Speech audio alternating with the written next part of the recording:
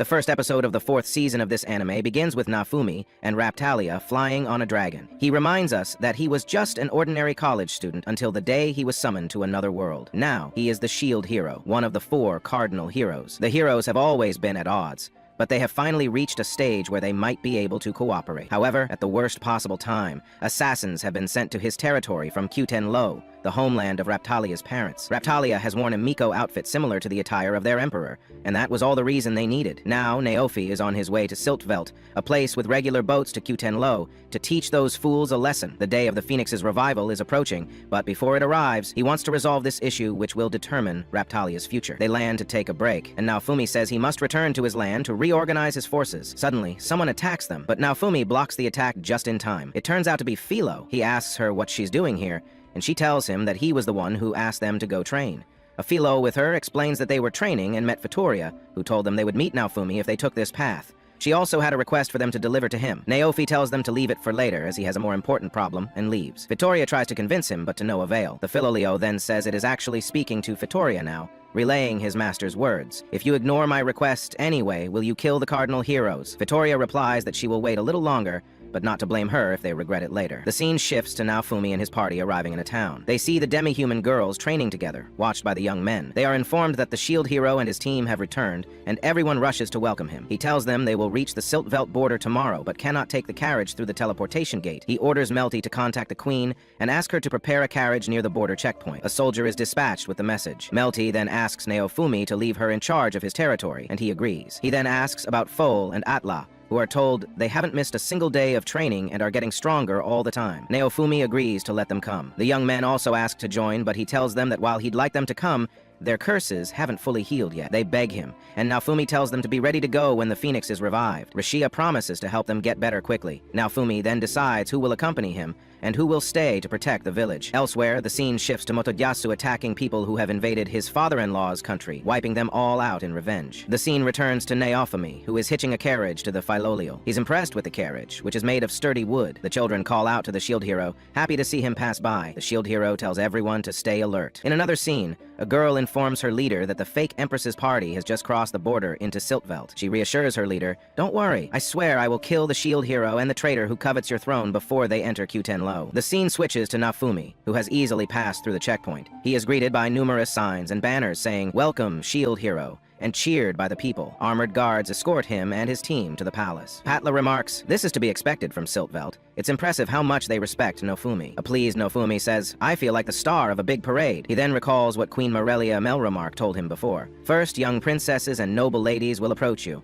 A harem will be formed for you with girls of every variety. After that, you will fall victim to an unknown disease." Atla gets angry, saying, "That's impossible. Siltvelt worships the shield hero." Naofumi tells her, "In any case, we need to cross this country as quickly as possible." Finally, they arrive at the city, and the king welcomes him, saying he is very happy to have him here, before introducing himself as Sareru. Naofumi then introduces himself and his companions. He tells Sareru, "I bought them when they were slaves in Zeltobel. They are not original white tiger demi-humans. I will not get involved in any power struggles in your country, nor will I let them interfere, so there is no need to worry." They enter the palace. Saderu says, "I'm sure you are very tired from your long journey, but I would like a chance to meet. However, your servants are not allowed beyond this point." Indeed, Naofumi enters alone and sits on a throne. Saderu tells him, "The races gathered here have all ruled Siltvelt until this day, the day of your return." A man introduces himself as Suya of the Jemu race, and another as Tsuzuro, representative of the Utatsushima race. Naofumi speaks. "This is how the meeting should be. I'll be frank about what I need from you. I'm not interested in taking over Siltvelt. I'm just here on my way to my destination.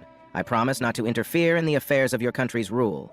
So, prepare a ship to Qten-Lo for me. I want to leave as soon as possible." Saderu replies, "It seems you've misunderstood. We want you to first rest from your long journey. Then it would be our pleasure to listen to you after you participate in tonight's banquet." Naofumi replies, "I'm in a hurry, and I'm sure some of you want me out of here as soon as possible." Saderu says, "I won't deny that, but there is a sickness in our country that must be purged. Our only mission in life is to swear allegiance to the shield hero. Please do not forget that." Atla interjects, "Anyone who doesn't want Naofumi here is a traitor to their country. They must be found and executed immediately." Naofumi replies, "Then you should grant my wish as soon as possible." Saderu then says, "Yes, we will prepare the ship. This country is merely a stop on your journey. You saw how our people revere you. If you leave suddenly, people will think you've abandoned us and will be plunged into sorrow. There might even be troublemakers, even a military coup. That is how much you are worth to this country, the shield hero we have all been waiting for." Naofumi agrees agrees, saying, "I will attend this banquet, if that is what you want." Saderu rejoices. "We have prepared a room for the shield hero and each of his followers. Please wait here until the banquet begins." Naofumi requests, "I don't want us to be in separate rooms. I don't want to be alone.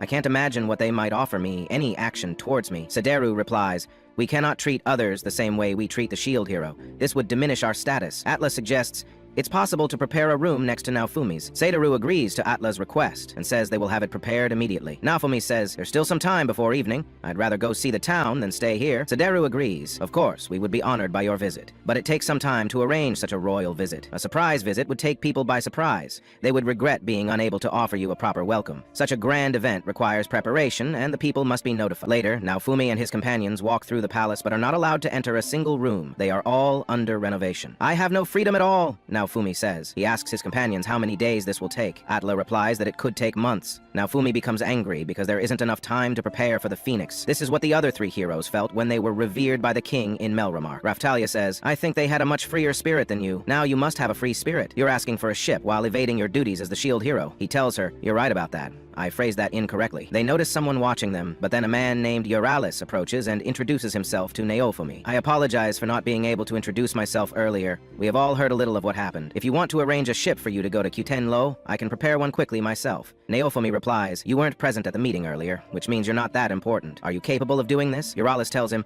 "I will see you at the banquet tonight," and leaves. They all go to a balcony where they see the city and are very impressed by it. Naofumi asks if anyone knows anything about Euralis. Fol replies, "No, this is the first time I've seen him." Saderu as well. Naofumi tells them, "Don't trust either of them. But if Euralis is willing to prepare a ship for us, he's probably not on the same side as Saderu." Saderu adds, "He may be someone who is still not important enough for an audience, but his power is growing rapid." Naofumi says, "No one knows when we'll be able to leave the city if we let the Phailoa leader order us around. But the Lion's offer seems too good to be true. Alliance with one party often means antagonizing the other. So we will wait a few days and see. But Q10 is still far away." Thus ends today's episode. Wait for us in the upcoming episodes. If you liked the video, don't forget to subscribe and activate the bell icon to receive all that is new. Hello, my friends. If you haven't heard the first episode, I will leave the link in the first comment. The anime episode begins with Naofumi and his friends arriving at a large palace, where a maid shows them to his room. This very large room is for Naofumi alone, and they are all astonished by its beauty. They want to stay with him in his room, but the maid informs them that another room has been prepared for their service. She then tells him that for his plans for the rest of the day, once he has rested in his room,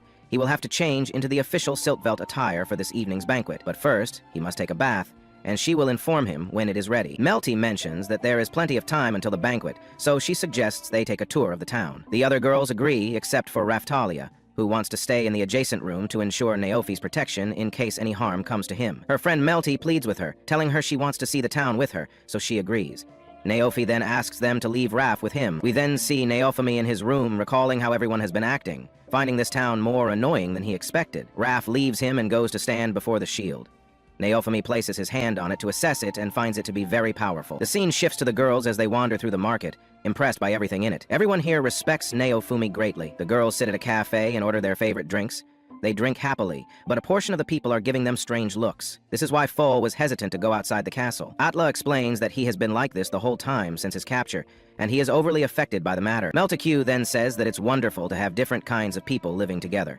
But there is a hidden side to the story that isn't apparent at first glance, and they must look at the bigger picture, since Naofumi cannot. We then see Naofumi in the bath. He tells Raf that he feels very relaxed. Suddenly, Naofumi hears a very loud, tumultuous sound coming towards them. He gets out of the bath and suddenly finds many princesses coming towards him, chanting the name of the shield hero, as they love him very much. Naofumi uses his power to create a large barrier between himself and them. Everyone asks him to break the barrier, but he will not. Suddenly, Raftalia senses that something has happened to Naofumi, and runs quickly to the castle to save him, with everyone running behind her. We see Naofumi hidden inside the barrier. He understands this is what the queen was talking about. Princesses and young noblewomen would approach him, trying to form a party of women of all shapes and sizes. Naofumi uses his power and gives it to Raf to decipher the laws of nature and create an illusion to mislead their opponents. He succeeds, walking among them without being seen. At that moment, Raftalia arrives and asks what happened, as she heard a distress signal. He informs her that there was an emergency, so he used illusion magic to make them think he was in front of them. He then enters his room and meets with Ferner, asking him what happened. Ferner apologizes from the bottom of his heart for what occurred. This is a service they provide for generations of shield heroes, and he thought Naofumi would enjoy it. He apologizes to him again. Naofumi gets angry and tells him to bring him that damned boat quickly if he truly wants to apologize. Ferner informs him that they will hold a conference in a few days to vote on the matter. Naofumi replies that if it's going to take that long, he can return to his country with his portal skill. Furner begs him not to do that, asking him for some time and promising he will get it for him. Naofumi replies that he should not forget that if they continue to treat them this way, they will act on their own. After that, Naofumi goes to put on the clothes prepared for him. He then goes out to the banquet, and everyone is dazzled by him. As everyone begins to eat, Melty Q approaches Foal and his sister Atla. She tells them that this is a rare opportunity, so they must think rationally. Foal doesn't understand, so she reminds him of what she said in town. There is always a hidden side to the story. She explains that while this evening is supposed to welcome the shield hero, there must be people here for other reasons. She tells him to start looking for them, as the party will soon be over.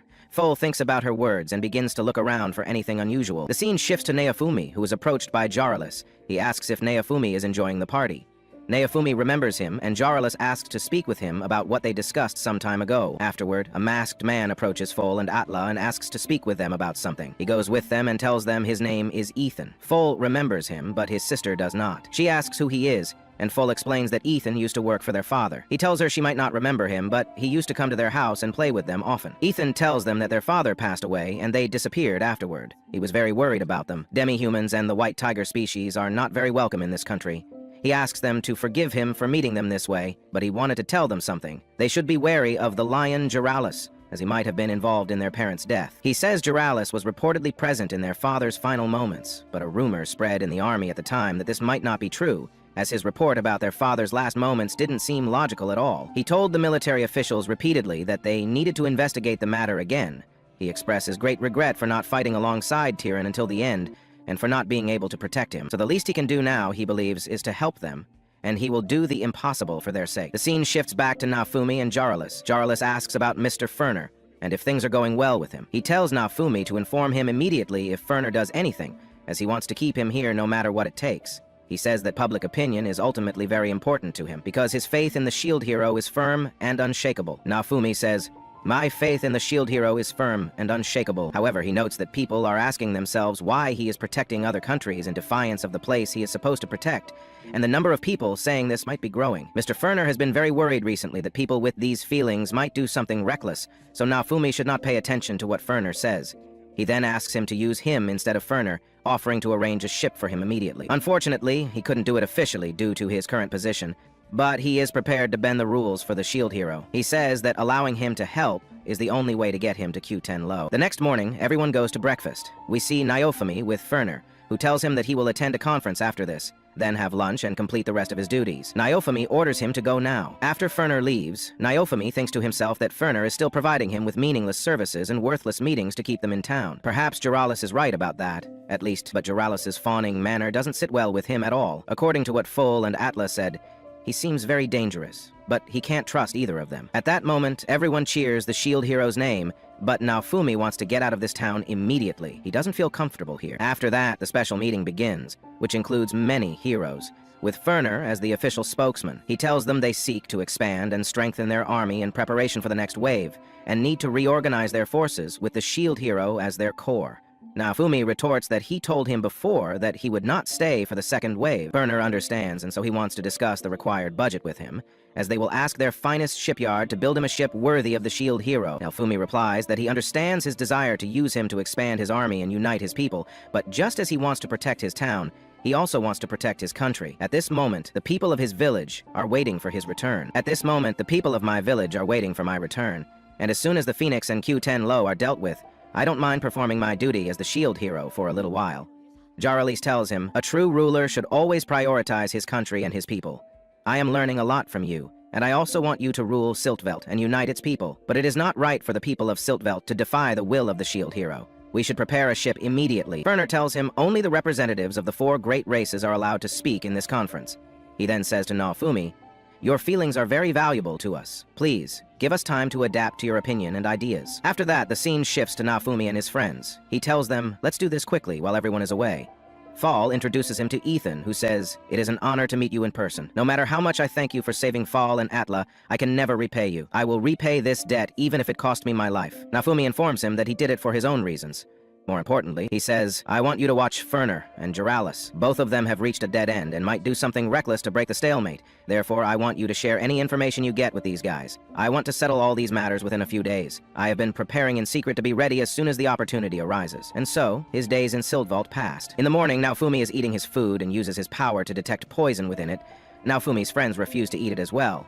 However, we see all the other attendees eating the food, and suddenly many of them lose consciousness. Maids distribute an antidote to all the tables. Ferner doesn't understand what's happening, so Naofumi tells him to drink the antidote quickly. What it's made of is disgusting, but it's better than dying from the poison. Ferner then declares that whoever did this is a criminal who deserves execution, calling it high treason.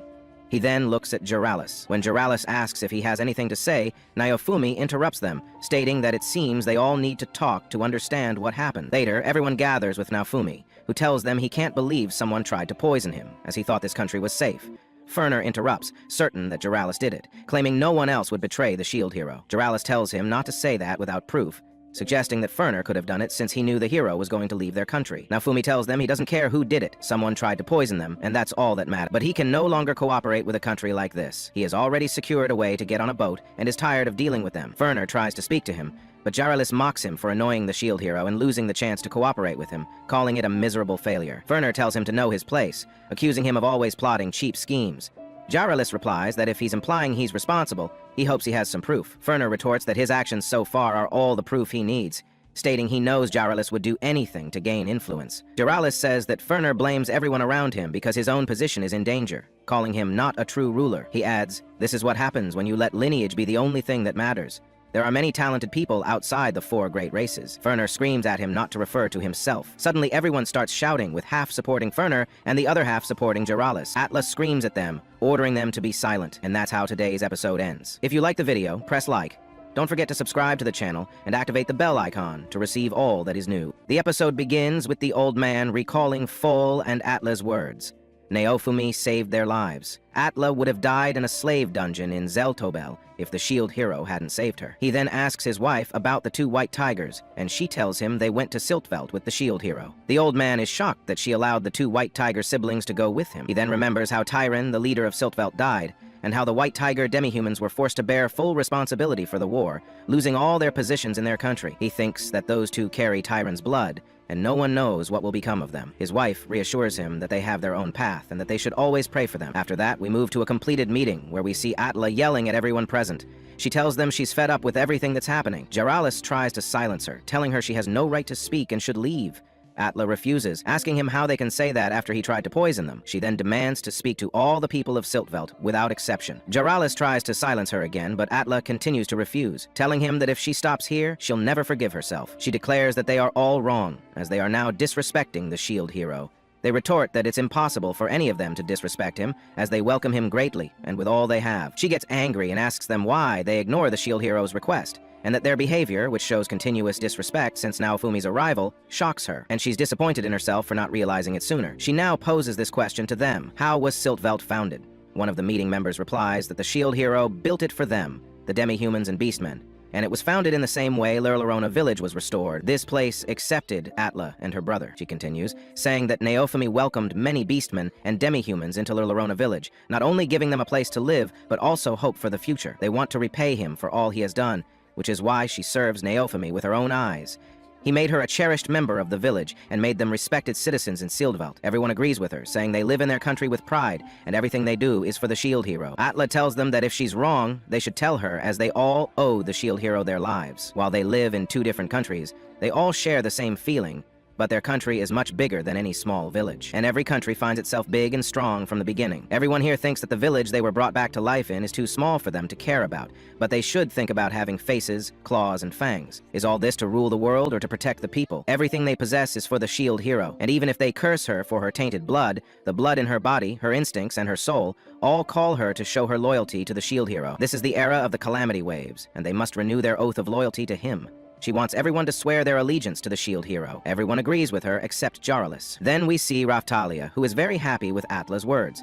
She doesn't think Atla said anything wrong at all, so she can't comment on her words. She's very impressed, having impressed Naofumi and his friends. At that moment, Varner speaks, saying their mission is to serve the shield hero and save the world from the coming calamity. That girl helped them remember that, and yet they want to poison the shield hero. Everyone at that time supports this, saying that whoever did that deserves to be killed and die, as that crime is unforgivable. Everyone becomes enraged at Jaralis's faction, saying, "Why would you commit such a heinous act?" Then they defend themselves and ask, "Where is your proof?" After that, Naofumi calls for Sadina and Philo, who bring with them this bear chef, saying, "I granted the honor of preparing breakfast for the shield hero, and your name is Denny." Then he sees Jaralis the lion and becomes very scared. Naofumi says that he asked Ethane to monitor the palace for the past 3 days, and the welcome he received was more than enough to make him suspicious of all of them. Then Ethane says that he saw this man adding poison to today's breakfast. Denny apologizes to Naofumi, saying, "It wasn't me." Naofumi reassures him that his family is safe now. Then Naofumi asks him, "Who asked you to do this?" Denny sadly replies, "Jaralis asked me. I only did it because he threatened me." Jaralis says, "I don't think we've met. Are you sure it was me? Didn't he mention my name? This is probably a scheme to ruin my good reputation. Do you have any other proof?" Then everyone starts arguing, and Naofumi gets angry with them and tells Philo, "Let's go. I'll stay in a country that tries to poison me. You can handle the rest yourselves." Then Jaralis says, "There's something I want to say to you. I assume that the shield hero standing here is not the coming hero of time we were waiting for. I'm worried about Siltvelt's future and want to see it prosper. I don't want us to make the wrong decision, so I'm forced to speak against the shield hero at the cost of my life." Atla gets angry, saying that Naofumi doesn't make mistakes, and he's right enough to suggest that he's not the real shield hero. Jaralis tells her, "I wouldn't go that far. What I'm simply asking is whether we are truly facing the calamity waves now. If these are truly the waves that will destroy the world, then why was the shield hero summoned to Melremark and not here? That's all the proof we need to say that he's not the hero we want. Is he really the coming hero of time? That's my question." Atla says that the answer is clear. This is the time the matter revolved around, and that's why the shield hero was summoned with the other 3. The hero's strength lies in how they cooperate together. So he was summoned to Melromark to cooperate with the other heroes. This is proof that the world is in danger, and no one is speaking nonsense here. I speak as someone who has sworn loyalty to Naofumi. Then Jaralis says, "It seems that some of those who swear loyalty to him have their doubts. Didn't you feel strange about it? Why didn't Foal bring his ship? He's the one who swore loyalty to the shield hero. If the hero doesn't stay in the country, then those who doubt he's the hero of time won't be satisfied." Atlas says, "You only care about yourselves. You don't care about Naofumi at all." Then this old man, a gnomo, comes and says, "I think she has us. Young but strong-willed, weak but fierce. If you ask me who the real citizen of Siltveld is, I'll say it's her." Then Naofumi is surprised by this man and asks Varnar, "Who is this?" He tells them that he is the Gnomo Elder. He is retired, but still has many connections with various groups. After that, the Gnomo Elder speaks to the shield hero, saying, "It's an honor for me to meet you." Varnar tells the Elder to change his appearance as he stands before the shield hero. The old man then speaks, saying he heard all they said. "Don't you think it's foolish to only think of yourselves and not the shield hero?" The foolish lion gets angry, saying he doesn't want the shield hero and doesn't want him to be their king. Atla retorts, "Whoever dares to hinder Naofumi, I will eliminate them by force." The lion, enraged, challenges her to a duel, vowing to kill her himself. The girl accepts the challenge. The elder intervenes, stopping them, and says, "We won't reach a conclusion this way. So, why don't we settle the matter with a duel in our country's tradition?" Everyone is shocked by this idea. Varnar says, "Elder, a duel is excessive." The elder replies, "Since there are those among us who doubt he is the hero of time, it must happen." Varnar agrees, but on the condition that the second white tiger demi-human who serves the shield hero fights. Jaralis the lion accepts the duel, with the elders serving as his representative. Jaralis declares, "If I win the duel, first we will strip the white tiger demi-humans of their status as one of the 4 great races, and the lions will take their place. Second, the shield hero will become the king of our country only. Finally, the severest punishments will be inflicted upon that impudent girl." The shield hero objects, as this only benefits Jaralis, but the girl doesn't mind the duel because she trusts the shield hero and simply needs to win. At this, the shield hero agrees and tells them, "If I win, you will do what I want." They agree to this request. Then Varnar allows a duel between the white tiger demi-human and Jaralis the lion. Suddenly, Atla's brother appears, wanting to be the fighter in this duel instead of his sister. She tries to stop him, as it's a dangerous battle, but her brother is determined to fight in her place. Jaralis the lion says he will fight both of them, and show them the strength of noble blood. Varnar intervenes, telling him that the duel must be fought with an equal number of participants on each side. Jaralis then brings another person with him. We then see Atla with the shield hero, telling him that this duel is her chance to reaffirm her loyalty to him. "I will overcome any hardship that awaits me. More than that, I cannot be your shield if I cannot overcome something like this." The shield hero wishes her good luck, and they prepare for battle. We see the other person with the lion, a very large individual who resembles a minotaur. Everyone is shocked by his sheer size. The elder tells them that he summoned one of the heroes from the previous Great War to fight. We see Jarlath, the lion, saying that this battle will decide the shield hero's fate, and he cannot entrust it to just anyone. The huge bull says, "We do this for this country, and so that my daughter can marry the shield hero." We see his daughter, a small bull resembling him exactly, who is in love with the shield hero. The shield hero gets angry and calls out to his fighters, "Atla and Fol, you must win this duel." Fol chooses to fight Jarlath on the condition that if Fol wins, Jarlath must tell him everything about what happened to his father. Will this young man and his sister be able to defeat this foolish lion and the huge bull? We will find out in the next episode, so stay tuned. Please subscribe to the channel and activate the bell icon to receive all new updates. The episode begins with the old man recalling Fol and Atla's words. Neofumi saved their lives. Atla would have died in a slave dungeon in Zeltobel if the shield hero hadn't saved her. He then asks his wife about the two white tigers, and she tells him they went to Siltveld with the shield hero. The old man is shocked that she allowed the two white tiger siblings to go with him. He then remembers how Tyron, the leader of Siltveld, died, and how the white tiger demihumans were forced to bear full responsibility for the war, losing all their positions in their country. He thinks that those two carry Tyron's blood, and no one knows what will become of them. His wife reassures him that they have their own path and that they should always pray for them. After that, we move to a completed meeting where we see Atla yelling at everyone present. She tells them she's fed up with everything that's happening. Jarlath tries to silence her, telling her she has no right to speak and should leave. Atla refuses, asking him how they can say that after he tried to poison them. She then demands to speak to all the people of Siltveld, without exception. Jarlath tries to silence her again, but Atla continues to refuse, telling him that if she stops here, she'll never forgive herself. She declares that they are all wrong, as they are now disrespecting the shield hero. They retort that it's impossible for any of them to disrespect him, as they welcome him greatly, and with all they have. She gets angry and asks them why they ignore the shield hero's request, and that their behavior, which shows continuous disrespect since Naofumi's arrival, shocks her, and she's disappointed in herself for not realizing it sooner. She now poses this question to them: how was Siltveld founded?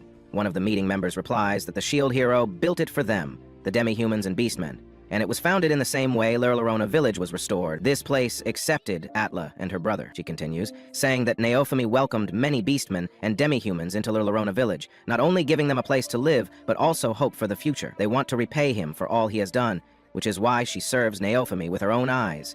He made her a cherished member of the village and made them respected citizens in Siltveld. Everyone agrees with her, saying they live in their country with pride, and everything they do is for the shield hero. Atla tells them that if she's wrong, they should tell her, as they all owe the shield hero their lives. While they live in two different countries, they all share the same feeling, but their country is much bigger than any small village. And every country finds itself big and strong from the beginning. Everyone here thinks that the village they were brought back to life in is too small for them to care about, but they should think about having faces, claws, and fangs. Is all this to rule the world or to protect the people? Everything they possess is for the shield hero, and even if they curse her for her tainted blood, the blood in her body, her instincts, and her soul all call her to show her loyalty to the shield hero. This is the era of the calamity waves, and they must renew their oath of loyalty to him. She wants everyone to swear their allegiance to the shield hero. Everyone agrees with her except Jarlath. Then we see Raftalia, who is very happy with Atla's words. She doesn't think Atla said anything wrong at all, so she can't comment on her words. She's very impressed, having impressed Naofumi and his friends. At that moment, Varner speaks, saying their mission is to serve the shield hero and save the world from the coming calamity. That girl helped them remember that, and yet they want to poison the shield hero. Everyone at that time supports this, saying that whoever did that deserves to be killed and die, as that crime is unforgivable. Everyone becomes enraged at Jarlath's faction, saying,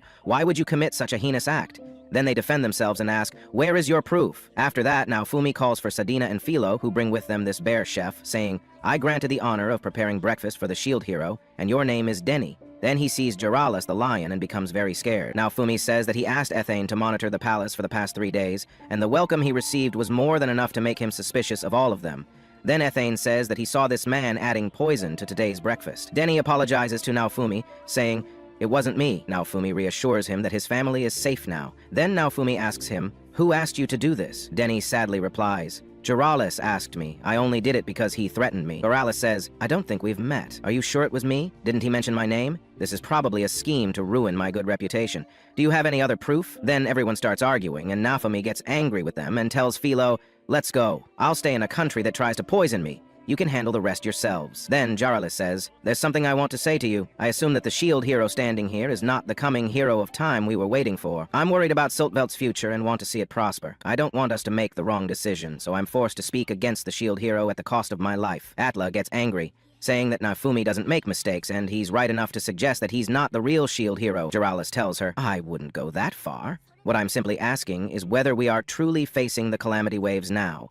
If these are truly the waves that will destroy the world, then why was the shield hero summoned to Melremark and not here? That's all the proof we need to say that he's not the hero we want. Is he really the coming hero of time? That's my question. Atla says that the answer is clear. This is the time the matter revolved around, and that's why the shield hero was summoned with the other three. The hero's strength lies in how they cooperate together. So he was summoned to Melremark to cooperate with the other heroes. This is proof that the world is in danger, and no one is speaking nonsense here. I speak as someone who has sworn loyalty to Naofumi. Then Jiralis says, it seems that some of those who swear loyalty to him have their doubts. Didn't you feel strange about it? Why didn't Foal bring his ship?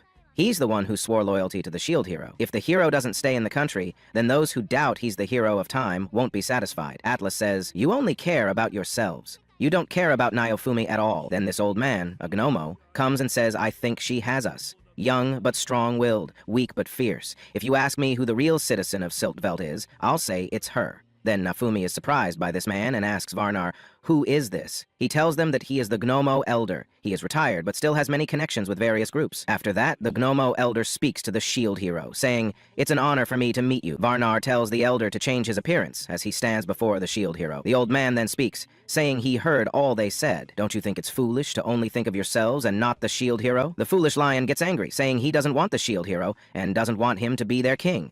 Atla retorts, whoever dares to hinder Naofumi, I will eliminate them by force. The lion, enraged, challenges her to a duel, vowing to kill her himself.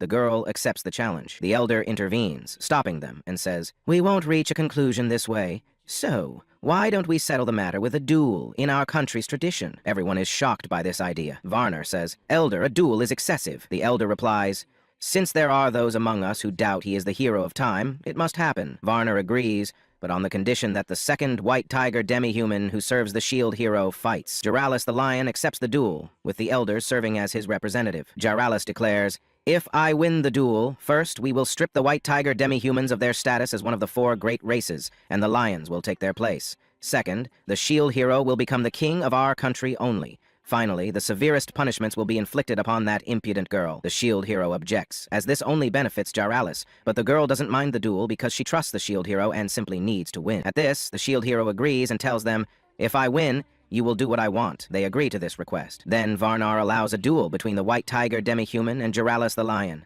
Suddenly, Atla's brother appears, wanting to be the fighter in this duel instead of his sister. She tries to stop him, as it's a dangerous battle, but her brother is determined to fight in her place. Jiralis the lion says he will fight both of them, and show them the strength of noble blood. Varnar intervenes, telling him that the duel must be fought with an equal number of participants on each side. Jaralis then brings another person with him. We then see Atla with the shield hero, telling him that this duel is her chance to reaffirm her loyalty to him. I will overcome any hardship that awaits me. More than that, I cannot be your shield if I cannot overcome something like this.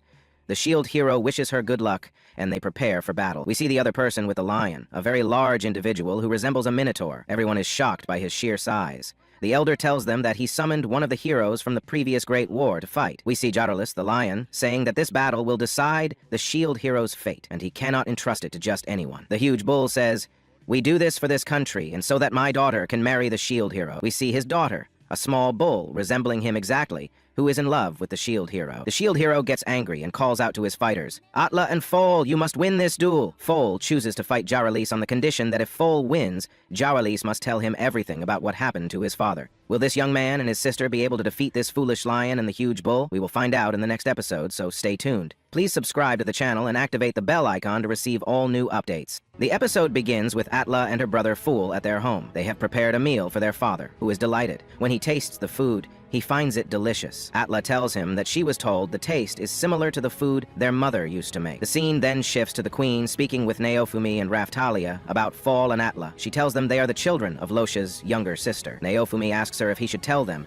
but the queen asks him not to, as Losha is happy enough that he was able to build a relationship with them. She then asks them about Siltveld, as she was told they were in some trouble. Thanks to them, the Siltveld forces will contribute to the war against the Phoenix. Naofumi replies that because she also did her part as usual, preparing for the battle with the Phoenix, has priority over anything else now. The queen talks to Naofumi and asks him what he will do now. He tells her he will continue to prepare for the Phoenix, but he must finish things with Cotton first, as he cannot focus on what's in front of them while he's worried about the possibility of them lying in wait in the dark. The queen then addresses Reptalia, telling her that the next time they believe her, a royal welcome may be in store for her. And at that moment, the conversation ends. Naofumi takes Raphtalia to return home. On their way back, Raphtalia apologizes to Naofumi, knowing this is a crucial time. Naofumi interrupts her and says it's not her fault. He's just doing his job as a ruler. At that moment, Naofumi meets Atla and Foal and asks them if their father liked their homemade cooking. They tell him he liked it very much. Naofumi tells them to return home if they are done with their work, because they will be leaving as soon as they are ready. After that, Naofumi goes to his friends to choose who will go with him to Cotton. His female friend asks him if he will take that bug with him. Thanks to everyone in the village, they are very strong now. Naofumi tells her he would like to take as much combat power with him as possible,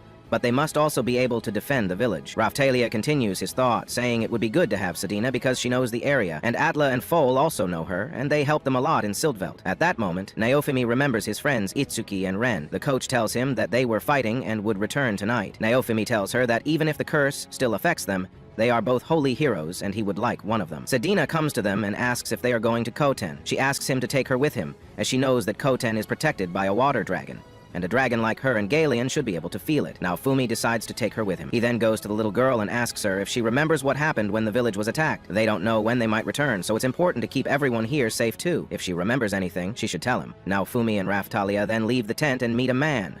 Naofumi asks him to take him to Koten. The driver tells them that he has seen the weapons those people were using and believes his master made them. He has been missing for a long time, and this might be his chance to find him. Naofumi is worried because this is very dangerous. The driver replies that he was an adventurer, and his level is around 80, which is surprisingly high, so he will keep their weapons clean and ready on the way. Naofumi thanks him very much for this. After that, Keel comes screaming, asking them to help her. When Naofumi sees her, he asks what happened to her, as he didn't know she was a girl. She tells him that her friends made her wear this outfit. Her friends tell him they discovered she was a girl when they were taking her measurements for her to work in the store. But Keel continues to deny she is a girl, insisting she is a boy. She used to tell them she was excited about this outfit, and everyone loved it. Keel replies that she never liked it.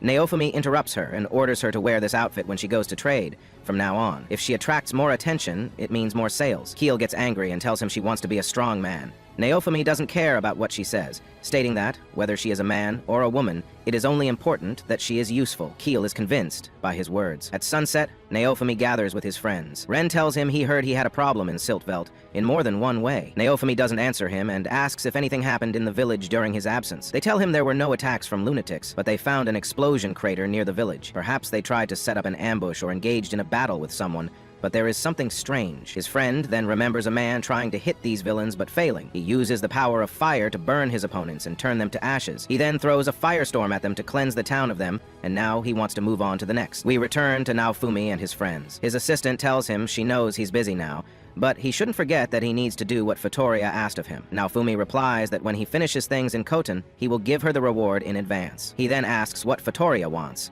as she previously said it was for the 4 heroes to get along. This little girl then comes and asks Rin to take a look at the shopping list. Rin asks her to add some dried bacon slices. He tells her that he will add some dried bacon slices as their supply is running out. The girl thanks him for his help. He then talks to Naofumi, saying that he wants to do all he can because he's a part of this village after all. He asks if they should go to Koten as well. Naofumi replies, "That's what I thought too. I don't know if the holy weapons will be effective against them, but we'll take a ship to get there. If we have to fight a battle at sea, long-range weapons will definitely be useful." He asks Itsuki and Rishia if they'll go with him, and they both reply, "Yes, we'll do our best." He then asks Ren, "I want you to take command if the village is attacked. Can you protect the village with Eclair? It seems they trust you after all. For now, focus on breaking the curse. When we need you, I will summon you with a teleportation gate." The scene then shifts to Raphtalia talking with Naofumi, asking him who is the emperor that he'd send assassins to protect his position. Naofumi replies, "Isn't trying to hold on to your position and influence part of human nature? Talk to the people of Cotton and tell them that, but I'm not sure they'll understand." The scene moves to Naofumi and his friends preparing their ship to go to Cotton. Naofumi asks Fo, "Is everything I asked for ready?" Fo replies, "Everything is on the ship, and the last 10% is being loaded now. We won't let anything happen to the hero." Naofumi tells them they will leave immediately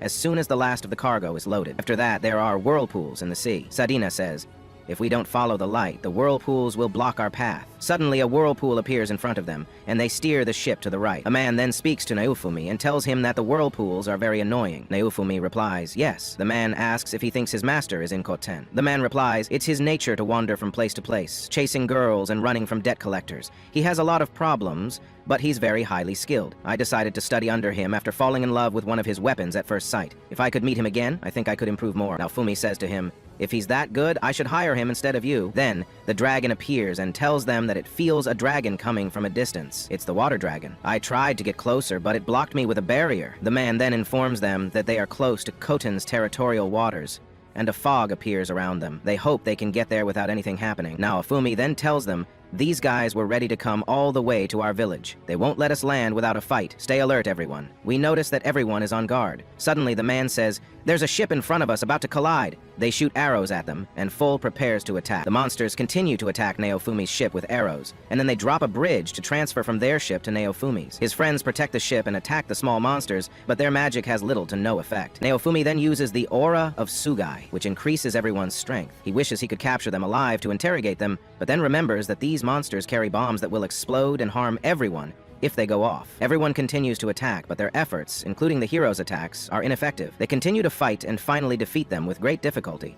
Some of the monsters jump into the water and escape. Suddenly, one of the monsters stands by the ship with a bomb, and it explodes. Others start lifting bombs to blow up the entire ship, but Naofumi, at the right moment, uses his shield prison to contain the explosions. The bombs detonate inside the shield, and the ship and everyone on it are safe. Everyone is fine and unharmed. They continue sailing towards their destination, but a huge whirlpool appears in front of them. The whirlpool gets very close to the ship and pulls some of it in, taking Naofumi and some of his friends. The whirlpool then disappears, and his friends on the ship worry about them. Naofumi and his friends wake up to find themselves in a cave. They are relieved to be alive. They say, "The water dragon brought us here." The dragon with them says, "I could feel it in the whirlpool myself. It seems the water dragon wants to share something important with us." They continue walking up a staircase until they reach a glowing crystal. The dragon says it is a piece of the Dragon Emperor, containing a message from the water dragon. He gets closer and tells them that the water dragon's wish is to restore this country to its proper state, and this is written in the message. Naofumi and his friends are amazed. The dragon tells them that this country has been surrounded by a barrier for many years. The barrier was created to protect the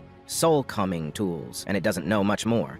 But it seems their clan has played that role for generations. Naofumi and his friends discuss whether anyone has ever heard of this, but they conclude that no one has ever told them about it. Naofumi says, "This indicates that there is a person who places a restriction on the users of those weapons, which are the holy weapons. For example, if a hero misuses a weapon's power, the existence of a person immune to its effects would prevent the worst outcomes. I believe the weapons of the monsters that attacked us are a testament to that practice." Naofumi asks the dragon, "What are we supposed to do, specifically?" The dragon tells him that the Emperor controls the cotton barrier. First, that must be fixed, otherwise our friends won't be able to land. Everyone agrees that they would be in a vicious circle and stuck. If they continue to advance, they will never arrive, and we won't arrive with them either. The dragon tells them that there's a nearby base that seems to control the barrier. They continue walking to look for this base that controls the barrier until they reach a light that looks like an exit. They find some clothes there. The dragon tells them that the water dragon has prepared these clothes to hide their identities. They leave the exit and find themselves in another world, surprised by a brilliant cherry blossom tree. These trees are a special species to Khoten,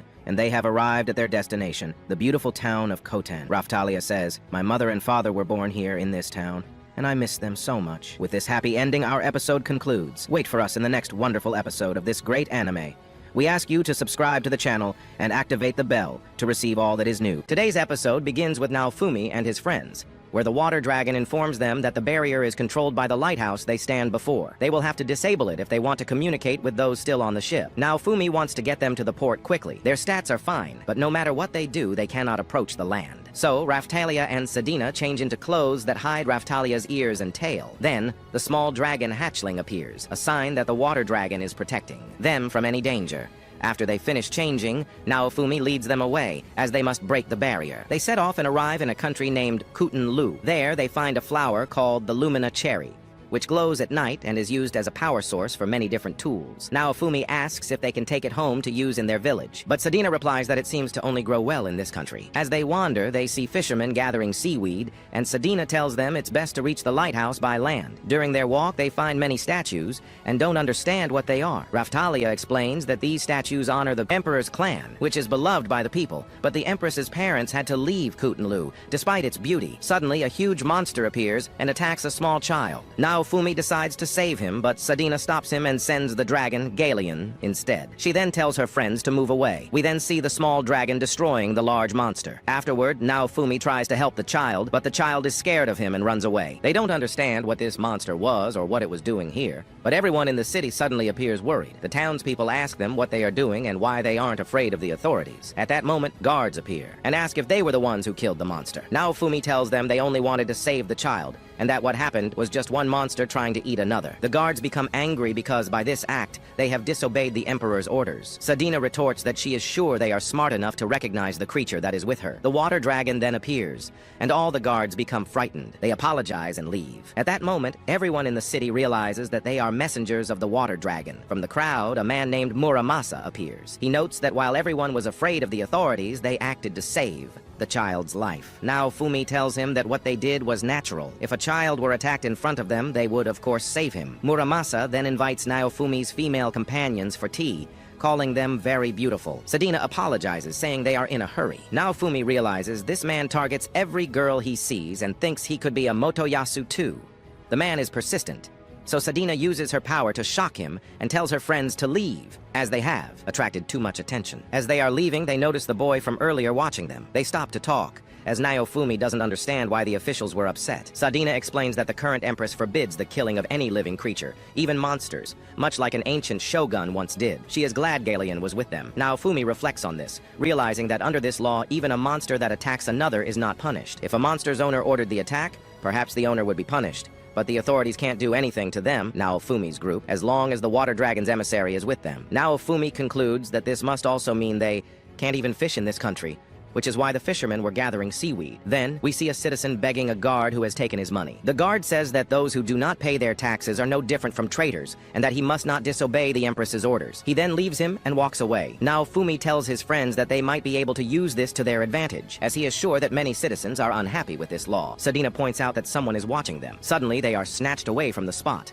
A guard goes after them but cannot find them. The person who took them speaks loudly, telling them he is not their enemy. He says the sea people shared the water dragon's words with him and he came to welcome them. He asks them to at least listen. Now Fumi and his friends appear before him. He tells them his name is Luminos, son of Ralova, the city's governor. Raftalia asks him to speak with them normally. Luminos tells them they need their help. He is sure they have seen what is happening in this country regarding the law against killing living creatures, the exorbitant taxes, and how some people are literally starving. He says they cannot allow this evil government to continue, as they do not approve of the Empress's actions. He then tells them he will explain more if they agree to go with him to the palace. Now Fumi and the girls agree to go with him. When they arrive, they meet Ralova, the city's governor. When he sees Raftalia, he tells her that she greatly resembles her father. He knew him well, saying he was very kind and that they spent a lot of time together. He then looks at Naofumi and recognizes him as the former Miko of the Water Dragon. He says they have heard a lot about him and that no amount of thanks would be enough for protecting Raftalia. Naofumi tells him he thought this place was isolated, yet he knows about the outside world. Ralova replies that this is a trade town, after all. He then says they need their help. They want Raftalia to take the throne and end this awful government. Everyone is shocked by this request. They came to this town only to deal with whoever was attacking Raftalia, and they plan to return to their own town as soon as that is over. Ralova tells them he understands, but if she becomes a puppet in the hands of selfish people like the current empress, she will not be a true empress. An emperor is supposed to exist for the world and for their people. This was the same way Raftalia's father thought, and it's one of the reasons he left, but it wasn't the only reason. A hideous battle broke out at that time over who would be the next emperor,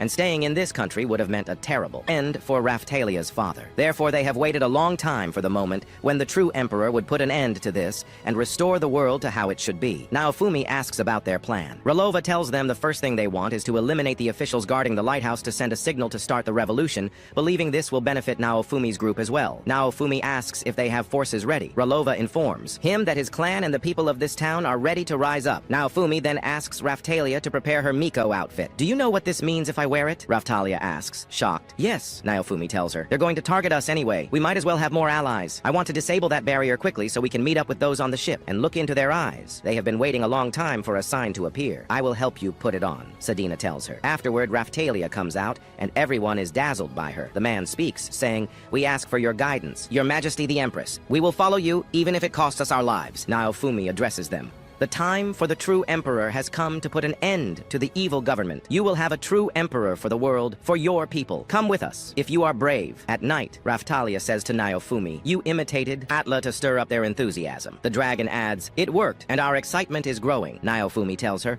"We will take the lead. I don't want any unnecessary casualties." Raftalia replies, "Let's remember that so we can avoid it. We will have to press forward." After that, they go to the lighthouse. A guard stops them. "Stop. This is sacred ground belonging to the Empress. You are the fake emperor and the wielders of evil spirit tools. We don't talk to traitors. Kill them all." Naofumi says to him, "Tell your leader that the true emperor has come to speak with him." In response, many soldiers come out to fight. They attack with all their strength, using their magic. Naofumi, along with Raftalia and Sadina, heads for the lighthouse. An enemy named Bialga appears, shouting, "Kill the fake emperor at once! You beauty who claims to be the emperor, feel my power. I am the one who has received the blessing of the true empress." He then uses his magic, and something strange happens. Sadina notes, "The protection Naofumi gave us has disappeared." Ralova comes to them and explains, "This is a Sakura Emperor Stone, a weapon that weakens the power of spirit tools and enhances the power of a person blessed by the Empress." Naofumi is amazed, saying, "It's the perfect weapon to stop the heroes." Then Bialga attacks Ralova and throws him far away. Naofumi uses his magic, but nothing happens. "It blocks a hero's magic too," Naofumi says with surprise. "I want you to kill the traitors!" Bialga orders the soldiers. As they attack, Sadina uses her magic, vowing,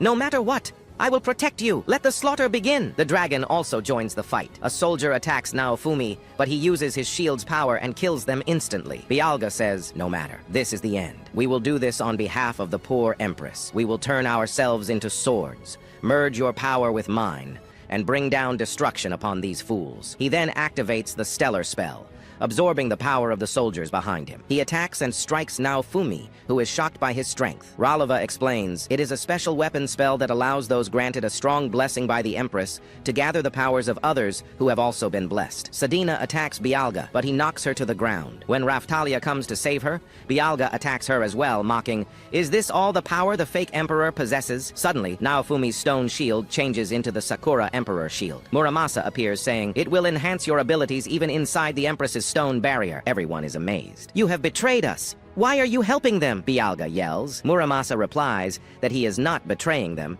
but is simply on the side of beautiful women. With their powers returned, Naofumi and Raftalia attack Bialga, but he blocks and evades their spells. Sadina then asks Galeon to touch the Lumina Cherry. He activates it, neutralizing the power of the Emperor Stone and giving them control of the barrier. Sadina chants, "In the sealed lands of the Emperor, feelings wash away the old stagnant water, becoming the power that saves the world." Galeon also chants, "Sever the laws of truth, bind them together and make them spew the filth within them.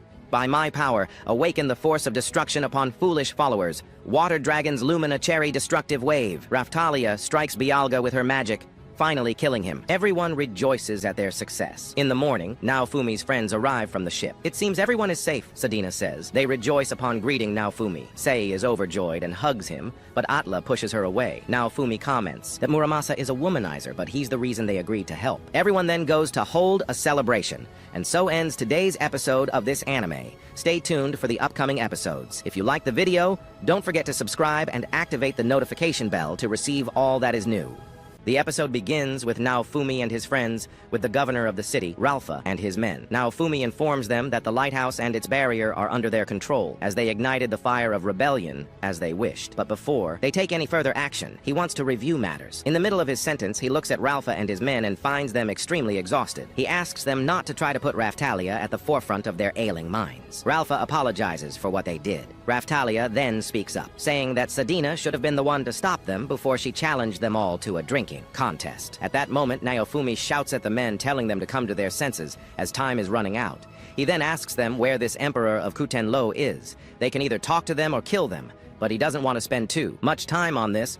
Ralpha replies that the current emperor is here in the capital. Sadina tells them that they didn't live in this place when she was here. Ralpha responds that the capital was moved when the current emperor ascended the throne, and that the homeland of the ancient emperors is now called the Old Capital. He believes they should start their invasion there. Sadina then says that it just occurred to her that the Old Capital is now where the emperor is enthroned. If Raftalia performs the rituals there, she will be able to use the blessings as well, which will be important in their future battle. Leaving the old capital was a very bold decision. Ralpha replies that this is all because of Machina, the emperor's advisor and the de facto ruler of Kutenlo. She is evil in every sense of the word. Naofumi understands that she might target them now that they have taken over her lighthouses, and they must be prepared to deal with her. Now that this matter is settled, Naofumi thinks they can let Raftalia wear her Miko outfit and perform a parade to raise the morale of the townspeople. Raftalia asks him why everyone's morale would be raised by this outfit. He tells her it's because she looks beautiful in it. Suddenly, they hear a noise coming from outside.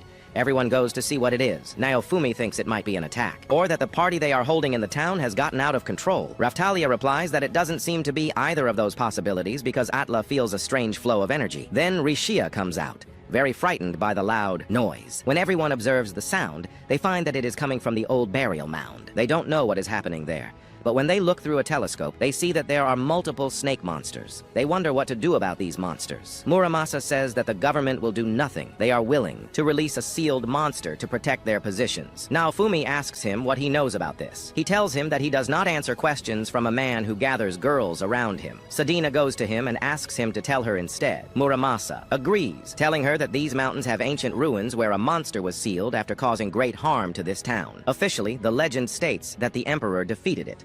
But it was not defeated. It was only sealed. Due to its location, only a select few people know about this. It is said that it was sealed here to strengthen the barrier that separates Kutenlo from the outside world, and they can say that these ruins are all over the country and the government has revived one of them. There's another problem. A short while ago, the current young emperor decided he loved all monsters and wanted to lighten the government's burden using the blessings of the Sakura Emperor Stones. Naofumi is stunned by this revelation. By doing so, they have massively empowered a monster, bringing a catastrophe to the town. They barely managed to defeat that bear man yesterday. Raphtalia asks him what they will do. He tells her that while this is indeed a nuisance, it is also a massive opportunity. What would happen if the new emperor defeated the very monster the government revived before it could harm the citizens, and they made sure the entire country knew about it? He then tells everyone they will stage a simple, elegant story of a government that despises its people and a revolutionary army that fights for them. Ralpha declares that they are that revolutionary army, ready to rise against the government and do as he commands. Naofumi orders them to kill the monster before it reaches the town,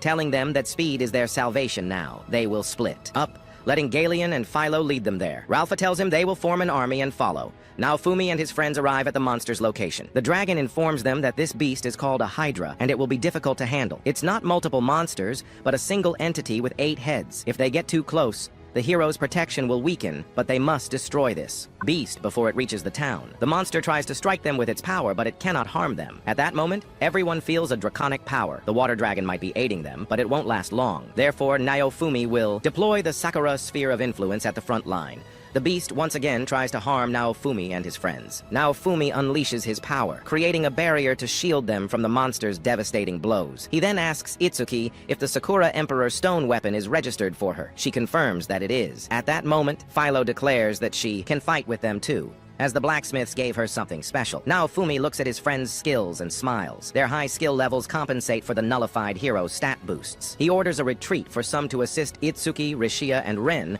then unleashes his own power, striking the serpent heads with immense force. Philo and the dragon charge in to strike as well, managing to sever 2 of the serpent heads. Naofumi realizes then that the monster's defense isn't that sturdy, but Galeon called it a Hydra for a reason. Suddenly, the beast regenerates its heads. Foal rushes to help Philo, landing in the middle of the beast and shouting to Philo that its gaze is fixed on the torso, believing that to be the true target. Philo speeds towards the monster to strike, but the beast unleashes its power and smacks her away. She gets up and charges again, but is repelled once more. The monster then unleashes flames from its mouths, aiming for Philo.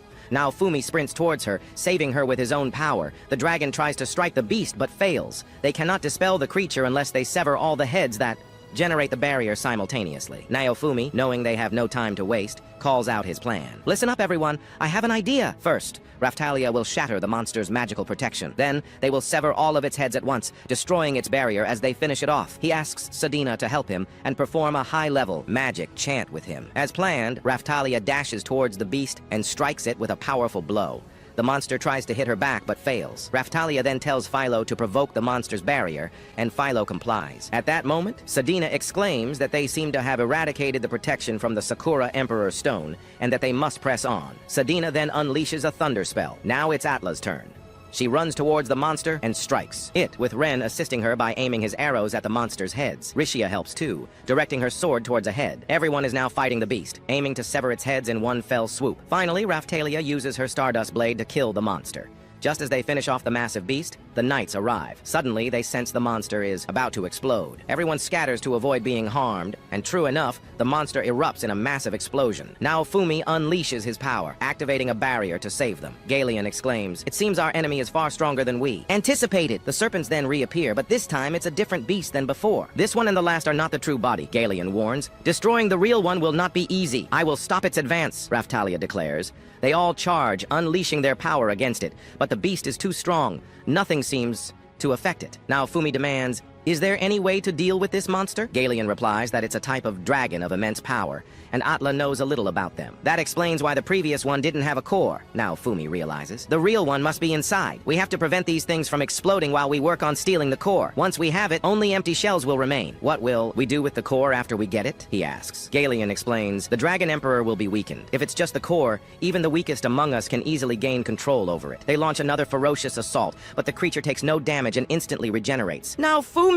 Sadina shouts. The Orochi is only targeting Raphtalia. She reminds it of the Emperor, whom it despises. Naofumi considers this. We could use her as bait, but we can't protect everyone without her. Raphtalia interjects with fierce determination. There are enough of us to handle this, and we have the Revolutionary Army here to provide support. Naofumi makes a decision. Raphtalia, Philo, Sadina, Galeon, and Rafa, you're with me. We're taking down the main body. The rest of you hold this thing in place. Buy us time, but do not kill it. The others, backed by the soldiers, unleash a coordinated attack to pin down the monstrous clone. The army commander turns to his men. One of you, get back to the town and issue an evacuation order. Now Fumi and his elite team venture into the heart of the ruins, donning masks to protect themselves. Don't worry, now Fumi assures them. This isn't magic, but there's something in the air here. We can't stay long. It's gradually taking over this containment barrier, Galeon warns. If we don't hurry, the other seals could break as well. The government here is a bunch of fools, now Fumi mutters. They stand before a wall covered in writing. It's the language of the heroes. He enhances the weapon code of the Saint's shield. How to enhance a weapon's power. Method 1. Share your power-up methods with other Saint or vassal weapon wielders. Now Fumi scoffs. This is useless. If Ren or Itsuki read this, the text might be different. Let's get them here after this is over. With their mission clear, they rush back out to the monsters. Galeon points to a purple light at the creature's base. There, that's the core. It's far more powerful than the others. It's gradually absorbing the code that has spread into the dragon's veins to become stronger. Sadina smiles. Now Fumi likes to get things done quickly and with as little fuss as possible. In the end, he is the one who will rule this country. Now Fumi turns to her. You should be able to execute your beast transformation. Sadina transforms into a small, powerful dolphin-like creature. I can feel the power flowing through my entire body, she exclaims. Everyone stares in amazement at her new form. With a battle cry, Sadina attacks, unleashing the power of water upon the beast. Raphtalia joins the assault, and together they strike with relentless fury. Finally, with a decisive blow, they destroy the monster, which turns to ash. As they all cheer in victory, the army commander declares with newfound hope, we can defeat the Empress and her advisor, Machina. After the battle, now Fumi speaks to his friends. The core of the Orochi now transformed into a sword in his hands. It seems this is the Orochi's core, he says, presenting the blade.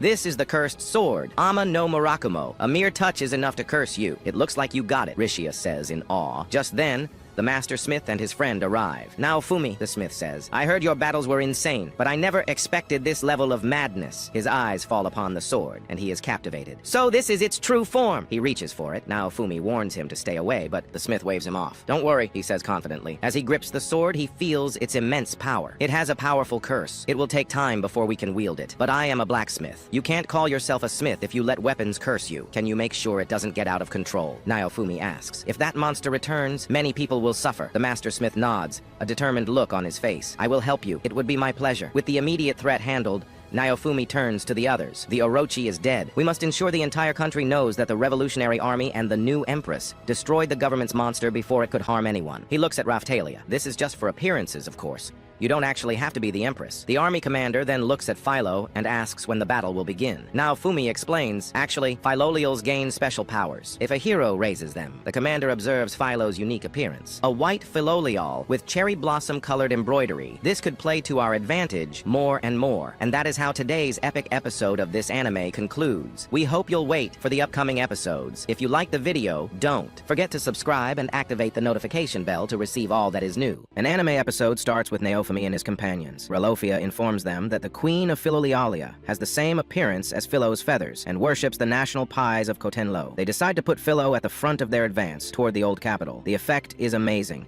as they are welcomed by every town they pass through and are able to bring them under their control without any significant resistance. Afterward, Raphtalia talks to Naofumi, saying she can't believe it worked so quickly. Naofumi tells her the same applies to her as well. At that moment, Ralofia approaches them and tells Raphtalia that her presence in these clothes, which are a symbol of the Emperor, will cause everyone who is dissatisfied with the current Emperor to join them, and this will help them expand their forces even more. Thanks to her and the plane, the old capital is within their sights, and they will wait here in the camp until the rear units catch up, which should take 2 or 3 days. Naofumi replies that he doesn't want to stop their advance, but he believes he has no other choice. Ralofia responds that once they control the old capital, they will hold an imperial succession ceremony in the Holy Lands, which will grant her the powers and influence of the Emperor. Naofumi replies that this doesn't mean she has to suddenly become the new Emperor, so she shouldn't worry about it so much. Then, we see a girl looking for the path the army is taking, and she hurries after them. The scene shifts to Naofumi, Raphtalia, Ralafia, and his men, where they are talking together about how their enemies still don't want to stop the fighting. The Imperial advisor, Makina, has no intention of doing so. Ralafia also heard reports that the government army is gathering in the old capital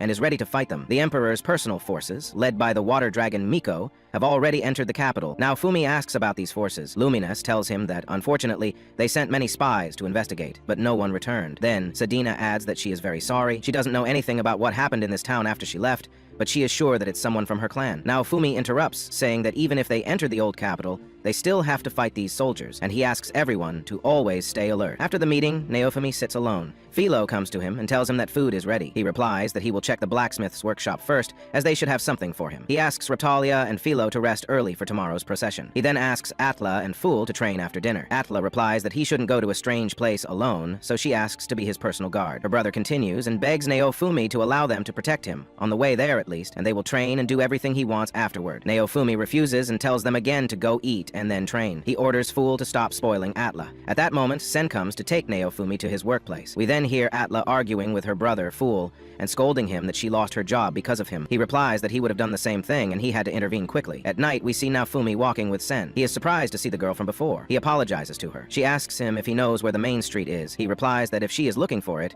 it's at the end of that road. The girl thanks him. After the girl leaves, Naofumi senses she was very nervous and suspects she has a problem. He then goes to the blacksmith's place, where he finds Muramasa tied up with ropes. Muramasa asks Naofumi to untie him, but Naofumi doesn't understand what's going on. The blacksmith tells him that Muramasa said he would quit his work and go drinking. Muramasa then approaches Sen and tells her she's as beautiful as ever, so beautiful that he can't even look at her. Sen asks him about the sword they gave him a few days ago. Muramasa replies that for a master like him, that curse means nothing, but the tools he needs can only be found in his workshop in the old capital. He suddenly finds them and didn't need to go looking for them, and he's sure he can find the best tools with Sen by his side. Naofumi asks him to stop messing around. The blacksmith then says he already knows that Muramasa has a blacksmith's workshop in the old capital. Naofumi understands that the sword will be reforged after they control the old capital. Then, the lost girl who asked Naofumi for directions to the main street appears again. They ask her for her name, and she says it's Zodia. Muramasa tells her that he is the greatest blacksmith in this country, or rather, in the entire world. He then tells her he knows a place that serves the best sake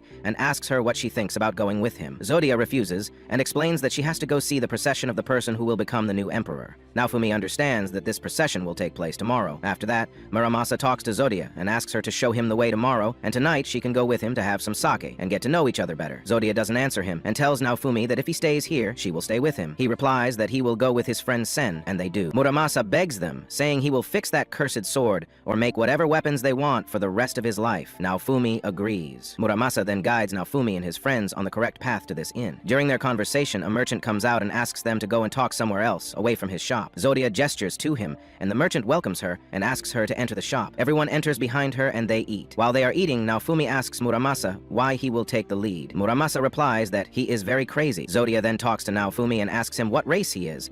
Naofumi doesn't answer, as Muramasa interrupts and says he's a kumai. Zodia then says that people tell her her ears and tail are very cute. She then puts their favorite drink in front of them to drink. At that moment, Muramasa suggests they play a game to have an unforgettable night, which is the Emperor's Game. Naofumi is happy because they will be playing with Masuzu cards, which are a lot of fun. The game begins, and Naofumi wins in the first minute. Everyone is shocked because this is the first time he has played this game. He tells them he has played a similar game before. They continue playing all night until Muramasa passes out. Naofumi asks Sen to rest because they will wake up early tomorrow and it's time to go home. Zodia asks them to play just one more game, but Naofumi refuses and says they've had enough for the night. Zodia asks him if they can play this game again when they meet next time. They agree and drink their favorite drink at that beautiful moment. On their way back, Naofumi carries Muramasa to take him back to his house because he had passed out. Zodia says she was very happy today and has never had so much fun. She gives Naofumi a card to commemorate their meeting and says, "You want to marry me, don't you?" Naofumi is surprised and she laughs at him for taking it seriously. He says he has other, more important things to do than deal with her nonsense, then says goodbye and leaves. The next day, we see Naofumi in front of a cart distributing food. Raphtalia tells him she's amazed at how he found all this food.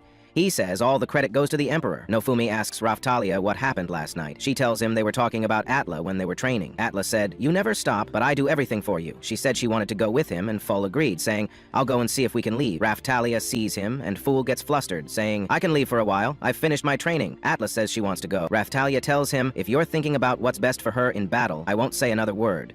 But now you seem to be spoiling her too much. If you don't fix this behavior, something terrible might happen someday. If you want what's best for her, you sometimes have to stop her, even if it means clashing in battle. As her older brother, you have to protect her." Fool replies, "I have to be the older brother here. I will be a great older brother, just like you are a great older sister." They return to the present and distribute food. After that, they go home. Naofumi talks to himself, saying, "We will enter the old capital tomorrow." Then Zoya comes, and he says to her, "You're lost again? I want to see the procession." He asks her why she is so interested in the new empress. She tells him, "I think the current emperor is doing his best, but Cottonlow is in a terrible state, and everyone is having a hard time. My work is difficult, and I have to do it myself. I want everyone to be happy, but things don't work out that way. But after coming here, I saw how happy everyone was for the first time in a long time. The new empress was in the midst of all those smiles. When I saw that, I realized she knows a way to make everyone happy, so I decided to talk to her." Maikachi then apologizes for talking so much, and tells Naofumi they should play Masuzu cards. "We promised we would do that the next time we meet." Naofumi says, "We'll go to my house. It will be more fun to have more people." Zodia is happy and says, "We can have a drink to warm ourselves up." Naofumi then goes to the bathroom, and when he returns, he doesn't find Zodia. After that, Naofumi talks to Sedina. "I think being Miko the water dragon must be difficult work." Sedina replies, "Of course. You personally serve the Empire. Miko the water dragon is a flashy name for everything she has done, like leading armies in battle or executing criminals by order of the Emperor.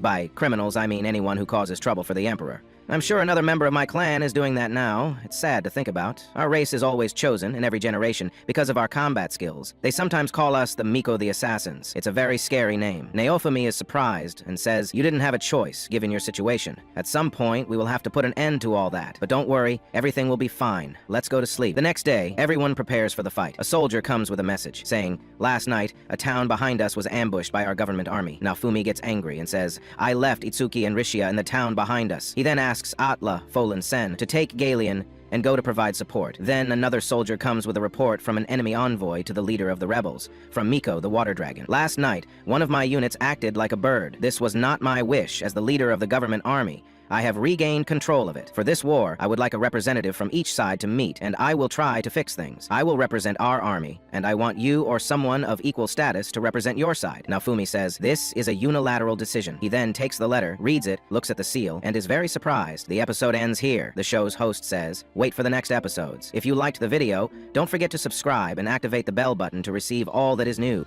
The anime episode begins with Raphtalia as she meets with the Miko, who is the water dragon. The Miko tells her that she had been hoping it would be her who came. Her form then transforms into that of an ordinary girl, and she tells Raphtalia that her name is Shildina, and she is the water dragon Miko. Raphtalia introduces herself by name, then tells her she has come as a representative of the Revolutionary Army. Shildina replies that she is sure she can guess the reason she was brought here. She wants them to immediately stop their attack on the old capital. We then go back in. Time a little. Before Raphtalia went to the water dragon Miko, she was sitting with Ralova and his men, where Ralova was objecting to her going alone. He pointed out that the message specifically stated she must go by herself, and if she went alone, they would not be able to protect her. Then Sedina says she is also opposed to it, warning that while she perhaps shouldn't say this, the water dragon Miko would resort to any cheap trick to protect the Emperor. She then asks Naofumi for his opinion. He tells them he agrees on the danger of the matter, but it's an opportunity to meet the water dragon Miko directly. Raphtalia replies to him that if she is to eventually face the Emperor, she must meet her someday, and this is a perfect opportunity for her. With that, everyone agrees to her going. As they prepare for her departure,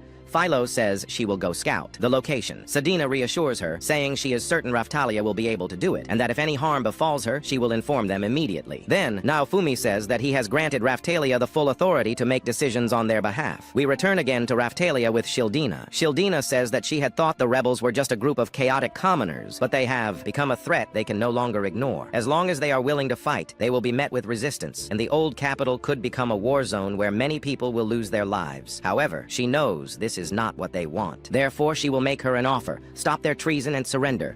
If they do so, the rebels will not be prosecuted for their crimes. She knows Raphtalia is close to the Emperor and promises that the rebel army will be incorporated into the Emperor's forces, and Raphtalia will be given a government position to lead them. If she wishes to return to Melromark, she can, and they will guarantee her safety and the safety of her village. She knows this is not a bad deal for her. Raphtalia replies that she came to this country to prove she has no intention of taking the Emperor's position and to correct that misunderstanding. But she has seen many people suffering here in this country because of government decrees, which mean the people cannot even protect themselves. She saw that the magistrates oppress the people with huge taxes, and she also heard that the attack by the Orochi was due to the blessing being withheld by the Emperor. The Imperial Army is fighting because they are angry with the government and will not be allowed to suffer anymore. After seeing them suffer, she said to herself that she wants to save everyone who is suffering. She then apologizes because she must refuse this offer. Obeying the government will only lead to more suffering for the people. Shildina answers that she did not realize the depth of her feelings for the people. Therefore, she has another offer to make. They will withdraw their forces from the old capital. If they do that, they will not have to lay down their arms. It will be a temporary truce. Raphtalia is shocked that they would give them the old capital and offer a truce. Shildina continues, saying that if she agrees, she will ensure that Raphtalia gets a chance to meet Emperor Rothmila. They do not want to see the people suffer from this war any more than this. Raphtalia begins to trust her. Shildina tells her that she will keep her promise if she agrees to her terms. Raphtalia agrees to this offer. Shildina thanks her very much for that, then tells her that as soon as things are ready, she will send a message regarding the upcoming conference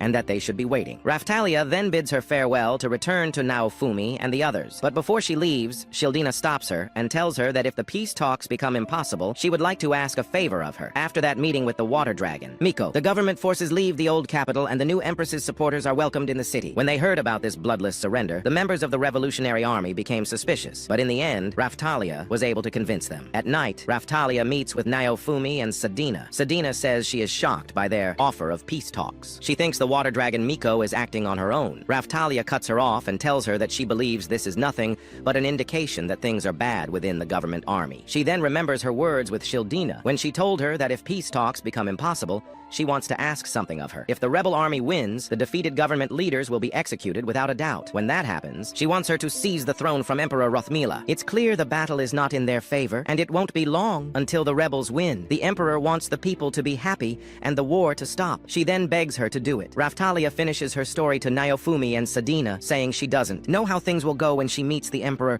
but she will become the new Empress. She apologizes to Naofumi for deciding all of this without asking him. Naofumi tells her he will always support her as long as this is her decision. Both Itsuki and Rashia will arrive in the old capital tomorrow. Then they will hold her coronation ceremony along with a ceremony to grant her a blessing, so she will have the same influence as the Emperor. The next morning, Naofumi and his group go with Ralova and his men to the Holy Lands. There, they find the Dragon Hourglass. When they look at the stones there, they find words written on them in the hero's language. When Naofumi places his hand on them, they understand that this language tells of how to make their weapons stronger. It is the second method to enhance the vassal weapons. It will enhance power through trust and gaining trust. Then Naofumi says he realizes that when they cooperated with the vassal wielders, he felt greater power. And when Motoyasu, Itsuki, and Ren were separated and couldn't believe in anyone, they seemed weaker. This is the reason. After that, Naofumi places his hand on the third method to enhance the vassal weapons and finds it is a spell to strengthen energy. It permanently extracts energy from the heroes' bodies to grant them a constant level of power.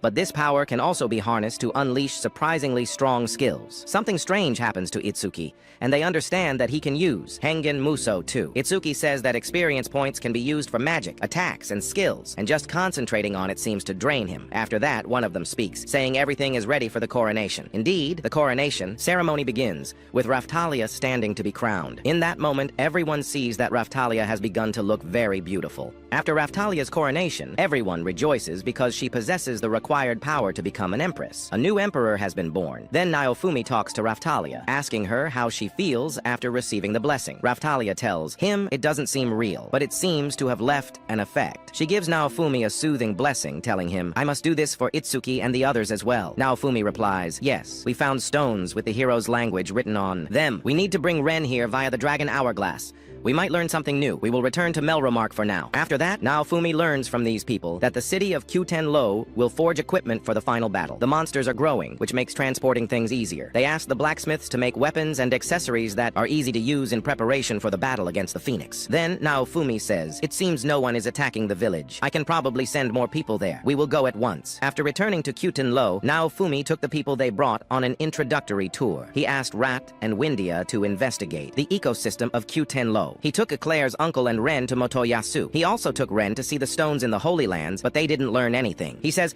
I need to open an experience range, so it was new. It would be good for him. We can bring Motoyasu as well. Then, the other leaders in the countryside heard of the liberation of the old capital and stood up to join them. This man then speaks, saying, we will destroy the government army for you. Raftalia is surprised and says, I must tell you something. My goal is to end the people's suffering at the hands of the government, not to destroy everyone. I want to make this kingdom a wonderful place for everyone to live in. But if we have to sacrifice someone to achieve that, how are we different from the current government? I want you to help me find a way to fix things without bloodshed. After that, we see a girl screaming at Shieldina, saying, I ordered you to protect the old capital. How dare you abandon your post? Then you speak of peace talks with the rebels. What's wrong with you? You are a huge failure. I was foolish to accept any oracles. But at least the previous Miko did as she was told. Then the Empress comes and speaks to her. Surely you don't want the war to reach the people. Shieldina says she wants to talk with her. The Orochi attack at the port. It's true that the cause of it was your blessing. The people are starving and can't even protect themselves from monsters. I do not doubt your judgment, but right now, the people need a path to peace. The other girl said, I will not allow you to speak further in front of the Empress. You are nothing but a traitor to the orders I gave you. You would receive the death penalty in most circumstances, but I need you to reconsider your long history. As the water dragon Miko, I will let the Emperor decide your fate. Then she orders her, stop the rebels at the capital, even if it costs you your life. In the early morning, the children are playing. Now Fumi says to Raftalia, it's been 3 days since the water dragon Miko went to the capital, and there has been no news. Sadina says, but don't we think the government army has retreated a little? Now Fumi agrees with her, saying, yes, there are small skirmishes all over the country. We have Foal, Atla, Itsuki, and Ren. We can neutralize the enemy's barriers with Raftalia's blessings, which are more than enough. Raftalia says, I hope the meeting with the Emperor goes well. Then Sadina tells them that things will be fine. I am sure the Emperor will understand your feelings. Then a soldier comes running to them, telling them to go to the capital. After that, everyone gathers, and the man says, our spies in the capital have delivered a report. The government army is massing in the capital. Dozens have already arrived, and are preparing to attack. Now Fumi says, what happened?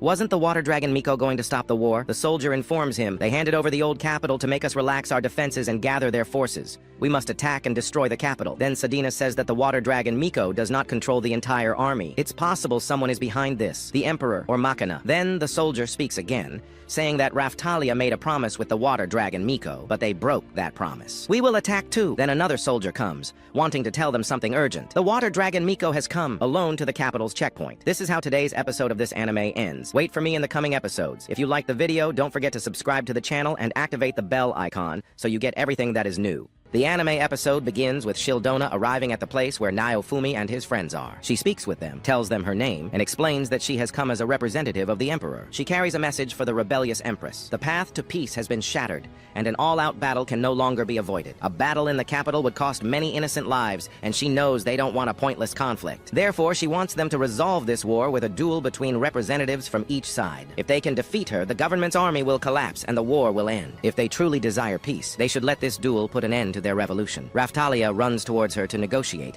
but Raluma objects, asking her to reconsider since she is the leader of their armies and they don't want her to go alone. Raftalia tells him that she was the one who wanted to negotiate with Miko the water dragon in the first place. Then, Miko speaks to them, announcing that she challenges Sadina. Sadina accepts. As she steps down, Raluma stops her, telling her they haven't yet decided to agree to this duel. Sadina replies, telling him that she came alone. If they don't agree to this duel, no one knows what people will say later, and it will likely affect matters after the revolution ends. She knows that Miko is terrifying, and if they don't want to get hurt, they should be good children and watch what happens between them from a safe distance. She then goes down to Miko and welcomes her. Miko tells her that she will finally atone for the shame of their clan here. Sadina doesn't understand her words, so Miko reveals that she is her younger sister. Sadina is shocked to hear this. Miko continues, explaining that she was born after Sadina fled their homeland, so she understands why she doesn't know her. But because of her, Miko was forced to become the water dragon Miko. She tried hard to be her replacement, but failed. Miko then remembers when she was young, and their leader berated her for letting a criminal escape. Why can't you do what Sadina did? Everyone felt ashamed of her because she could never replace Sadina, and that there was always a difference between the older and younger sister. They told her they didn't need a failure like her. Miko would just cry and apologize. She tells her sister Sadina that she suffered so much to become the Miko and trained extensively to do so. She then screams at Sadina, telling her that she abandoned her country and her clan and is now a traitor standing against the Emperor. The former Miko, Sadina, will be judged on behalf of the Emperor. Miko then rushes to strike her, but she is unable to as Sadina resists. Miko the water dragon uses a wind spell to protect herself and bury her opponents. We see Sadina standing still, not moving. Miko runs at her to strike her with her sword, but before she does, she asks her why she isn't moving. Sadina tells her that she is the reason for her suffering, and that she knows she has endured a lot of pain. Miko leaves her and goes to drink from a beverage. Sadina understands they will challenge each other through drinking, because if Miko cannot win under the same conditions, she will be labeled the Miko of shame. Sadina tells her that she knows their clan well. They forced her to be the perfect Miko and never allowed her to fail, forcing her to harm people against whom she held no grudge. They made her little sister do these things. If she doesn't want to do it, the best thing is to retire and she will help her. Miko orders her to be silent, saying she doesn't know what happened because of her escape. Sadina replies that they must put an end to their clan's oppressive rule so that another Miko doesn't suffer as they did. Her sister says that a Miko is someone who dedicates their life to protecting the Emperor, and if she was born into this world to become the Miko, she will perform her duty to the fullest. Suddenly, an aura appears around Shildona's sword and enters her body. No one sees it except Philo and her companion. Shildona then uses Sadina's magic, the power to copy the will and memories of something onto a card and reproduce it if necessary. At that moment, Sadina understands that this is the Oracle. Suddenly, a sword emerges from the ground and Miko's tone changes. She tells Sadina that she will kill her without making her suffer. Sadina stands firm, not letting her kill her. Miko tries to strike her many times, but fails. Miko tells her that just as she has people she risks her life to protect, Miko also has people she wants to protect, and she cannot lose this battle. She then uses a lightning spell, shocking everyone as she was able to use it on her own. Her sister Sadina then transforms into a Miko as well, telling her, "I have become stronger since leaving this country." Sadina says, "It's impossible for you to defeat me by copying my old techniques." Then Shildina stands up, telling her, "I have never lost." She eats a Ruker fruit, falls to the ground, and then rises again. Now Fumi wonders why all this is happening. Suddenly, something strange occurs. Shildina, now facing Sadina, has a tail like Raphtalia's, shocking everyone. After that, Shildina says, "Power is overwhelming. I will kill you." Sadina scoffs at her, saying, "So this form is your trump card? You seem very confident in yourself." Sadina attacks her, but Shildina parries her blows. Shildina then strikes back, her attacks much stronger than before. She uses illusion magic and attacks again, but Sadina uses Thunderburst, and Shildina's clones vanish. "Fragment of the Five Elements Emperor," Shildina says, appearing behind Sadina and striking her to the ground. Shildina states, "Earth conquers water." Now Fumi and his friends rush to Sadina's side, deeply worried and saddened. Shildina tells them that this time she has succeeded in defeating them. Now Fumi looks at her and thinks to himself, even Sadina couldn't face her. What are we going to do? Sadina wakes up and hugs Naofumi because he was worried about her, but he gets angry and tries to push her away. Then we see Shildina, as the water Miko, becoming very weak and unstable. Shildina returns to her senses and sees everything she drank is what caused this. Shildina then speaks to Naofumi, saying, "If you're with the rebellious empress, that means you have a soul-calming tool." Naofumi replies, "Yes, I am the shield hero." Suddenly, something strange happens to Shildina, and everyone becomes worried about her. She says, "There is a large gap in this girl's chest, and something huge is trying to enter." Sadina exclaims, "Is the Oracle's power going out of control?" We then see Shildina screaming at the top of her lungs. Raptalia tells them to back away, then uses her power on Shildina, but something blocks her attack. Miko transforms into a doppelganger of Raptalia, leaving everyone stunned. She then speaks to them, saying, "The time has come to destroy this country," and disappears before their eyes. Everyone is bewildered, not knowing who she is. Then, Philo tells Naofumi, "Rafu-chan says she hears a voice from your pocket. The card is saying, 'Save me.'" Naofumi takes the card out of his pocket, and as he looks at it, he realizes it flew towards the capital. He tells them they are heading to the capital and will send a messenger if they need anything, telling them to stay there until then. Raluma reminds him that the government army is in the capital, but Naofumi assures him they will be fine. Philo transforms into a bird, and Naofumi tells Sadina they are going to save her little sister. She thanks him, and they fly towards the capital. The scene shifts to Makana, who is telling her soldiers to take all the treasure from the storeroom. A soldier asks what they should do with the Emperor. She tells him to leave the kid, as he will be an obstacle in their path. She says, "He's the Emperor. He can take responsibility and die." The scene shifts back to Naofumi, asking Sadina if she knows where the Emperor is. She tells him he is in the tallest building in the castle. From there, they decide to go. Yes, my friends, a great battle will ensue between them. Wait to see it with your own eyes. They set off, covering a great distance with Philo, who has transformed into a giant chick. But they stop suddenly after hearing several consecutive explosions, like intercontinental missiles. When they look from afar, they see the royal palace being destroyed, with a lot of smoke rising from it. They rush there at top speed before it's too late. When they finally arrive, they find some of the soldiers brutally killed. They continue until they meet a running man. Naofumi stops him and asks, "Why are you running? Tell me what happened." The man tells him that a savage woman is chasing them. When he looks beside him, he is frozen with terror to find her right in front of him. But in reality, my friends, it's not her. It's the other woman who has transformed into her exact look-alike. After that, we see the original savage woman. What will happen now? Wait for the next episode to see what happens. Our episode begins with Naofumi and his companions as they finally reach the source of the explosions. They find a disguised girl destroying and detonating things as she pleases. They are very surprised. She then jumps and flies, trying to escape, but Naofumi and his party follow her at top speed. Finally, they catch up to her. She has her back to them, a sign of power and pride. She tells them, "How foolish. For someone who will be a leader. No, this was just the vanguard." She means Makina. "I killed her and drank her blood." She tells him, "Don't worry. I have only dealt with the filth that contaminates this country." But in reality, the original owner of this body tried to resist. Yes, she means Shildina. Raphtalia tries to figure out who this girl is, but they still don't know. The girl tells them, "I've had enough. You should be punished accordingly." At that moment, something very strange happens. A large monster glows behind her, but it takes control of her, and she falls. Rather, it emerges beside her as if she were a demoness. It says to her, "I can't believe you disobeyed the signal and killed me. I didn't expect you to have these qualifications, but this is perfect." Everyone is stunned by this strange situation. Yes, it's Machina. She tells her, "The body you brought, I will take it back now." Then she places her hand on her neck or chest and tries to retrieve the body again. The other girl screams, "Stop! Stop! No one understands anything." They wonder, is this a ghost, a genie, or what? What is happening? Please tell us. Perhaps it's the ghost of Machina. Here, Raphtalia decides to fight her immediately. She attacks with her great sword in a major assault, but unfortunately, she couldn't do anything to her, as if she had cut through air. Then the spirit uses her power on her. Raph, the little animal, tries to save her, but she uses the power of air on him and throws him far away. The situation is very strange. We see a girl within a girl, or perhaps she is possessed by jinn or spirits, but we still don't know what is happening. Naofumi tries to comprehend what exactly happened and uses a great power. He asks Raphtalia, "Do you know what must be done now?" Here, she uses her sword again, pinpoints her exact location, and delivers a decisive blow. As for Sedina, she tries to help using that very rare imported water, unleashing a water storm that burns the spirit. The spirit becomes enraged and uses her powers against them, but Naofumi blocks it with his barrier shield. Then she comes from behind and delivers a final blow, and thank goodness she is gone from their sight. Then she says to him, "Oh, Naofumi, you have a card that Shildina gave you. Do you mean the Ofuda?" She replied, "Exactly. This is her heart, crystallized and separated from her body. I am surprised she gave it to someone she just met and didn't know better. I don't understand how she could do that. But maybe she did it because she trusted you and liked you from first sight." Then she looked at Raphtalia and said, "If you agree to fight me, I will release Shildina. But if you refuse, consider her already dead." Here, Raphtalia decides to fight her face to face, saying, "This is my fault from the beginning because I couldn't free Shildina, so why should I run away?" The villainess said to her, "And you think you can escape? I would have stabbed you in the heart with a knife before you even moved." Just as the battle between them begins, it is very intense, exciting, and fast. The villainess was so strong that she told them, "You can give her all the support you want." And indeed, Naofumi uses his power on her, while the other uses energy from the earth. But Naofumi says, "I will create our own anti-missile to neutralize her." She tells him,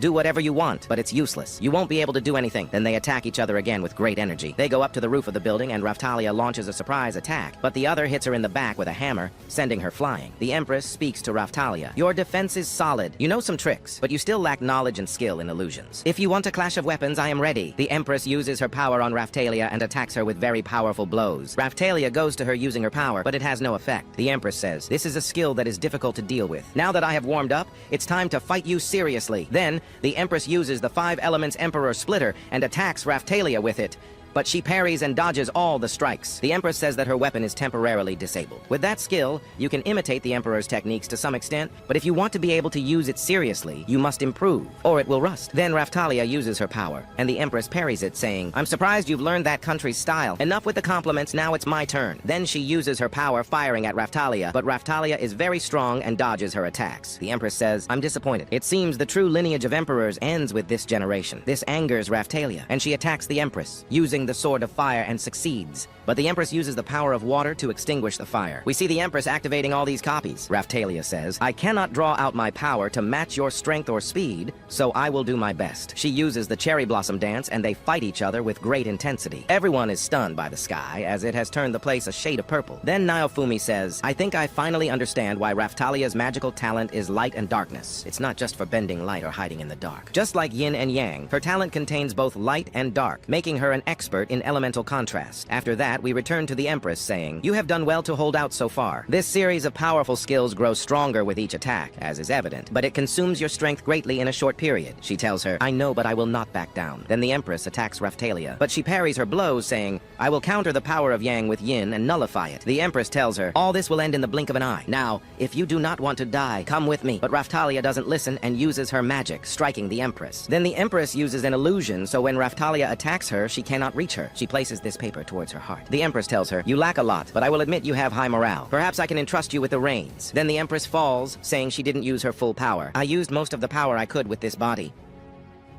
If you cannot surpass me, you are not worthy of being a Miko, especially since you are already cooperating with the user of a vassal weapon. Otherwise, you would not be able to punish the fools when they appear. May you remain humble and strive to preserve the Imperial Killin lineage. My country has suffered a lot of damage, but I was able to see something exciting in the end. Be sure to work hard and don't let them defeat you. And now, it is time for the ghosts of the past to fade away. And indeed, this ghost woman fades from Shieldina. Everyone comes to check on her, and she is unconscious. Naofumi tries to use healing magic, but it doesn't work on her, as she needs advanced healing. He orders Philo to take her to the Revolutionary Army. Meanwhile, the soldiers are searching for their hateful enemy, Machina, and want to capture Emperor Raftmilla. They look from a distance and find Raftalia and the shield hero with her. The shield hero signals to them, and the soldiers exclaim, "We have won!" Everyone cheers and rejoices. In the evening, they take Shieldina to a resting room. She wakes up and they reassure her. She gets up in a panic, and they tell her, "You have been unconscious for 2 days. Don't get up so suddenly." She is surprised by this long period and asks him what happened next. The shield hero tells her, "Machina was killed by the former empress whom you summoned with your Miko ability. After the former empress's fight with Raftalia, we went up to his room in the castle, but he had been abandoned by Machina and the other men. He was trembling alone in his room. When we told him that Machina was dead, he started acting like a true emperor and offered us his life. But that would have contradicted the promise Raftalia made to you. We took the title of emperor from him without killing him, of course. We scolded him harshly for his unjust laws, and told the Revolutionary Army that the young emperor had been killed and devoured by a Philolial. Shieldina is happy to hear this news, but she will not see him again. Suddenly, a small child enters and calls out to Shieldina. She is overjoyed, and it becomes clear to us that this child is the little emperor, Raft. Raft tells her, "My dear, I am no longer the emperor. This girl is," referring to Raftalia. At that moment, Shieldina begins to cry intensely. The shield hero tells us that the former emperor, Raftmilla, has hidden in Lurarona village. Shieldina and Sadina settled matters with their families and became the maids of the new empress, Raftalia. The aftermath of the war was taken care of. The scene then shifts to Naofumi with Raftalia, the new empress. She says, "As your sword, Naofumi, and as the empress, I will never abandon you, and we will stay together as we have always been. But what will you do about Siltveld?" He tells her, "After what you said, I must stop on the way back and hold a parade. Then it will be time to fight the Phoenix." The scene then shifts to Motoyasu. A girl is trying to escape from him, begging him not to kill her, but he doesn't understand anything she says. In his mind, she appears as a pig, and he understands nothing of her words. He attacks her with the airstrike spear and kills her instantly. A lot of blood spills, then he leaves her. In the morning, Naofumi returns with Raftalia to their village,